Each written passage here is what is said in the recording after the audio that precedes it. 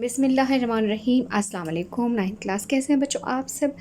बच्चों हमने ख़तूत नवीसी में आज हमने करना है एक ख़त जो है मकान की मरम्मत के सिलसिले में मालिक मकान के नाम। ठीक है, बोर्ड में कहीं से भी वो ख़त दे सकते हैं, तो ये थोड़ा सा चेंज इसका मुझे टॉपिक लगा। मैं कहा चलिए मैं आपके साथ इसको डिस्कस कर लेती हूँ कि अगर इस किस्म का ख़त आता है तो आपने कैसे लिखना है।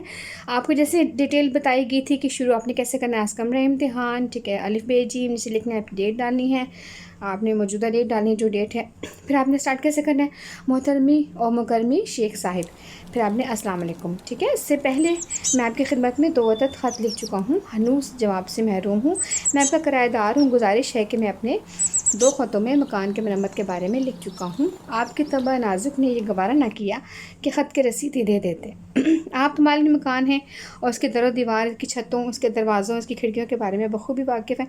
खस्ता हाल दीवारें अपनी कहानी आप कह रही हैं, दीवारों में सिलन बस चुकी है, जगह जगह तजरीदी आर्ट के नमूना जात मौजूद हैं। घर में कोई मेहमान आ जाए तो गलती से किसी दीवार के साथ टेक लगा बैठे तो हमेशा के लिए अपनी पोशाक से हाथ धो बैठता है।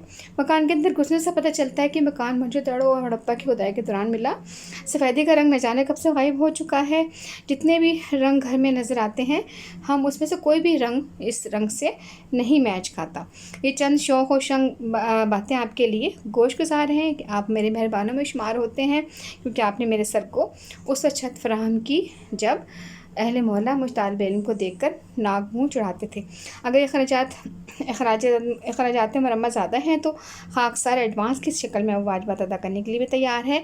अब इजाज़त चाहता हूँ। वस्सलाम, आपका मुखलिस अली बेजी। ठीक है बच्चों, ये आपने अपनी कॉपी पे लिखना है, इसको याद भी करना है। अल्लाह हाफिज़, टेक केयर।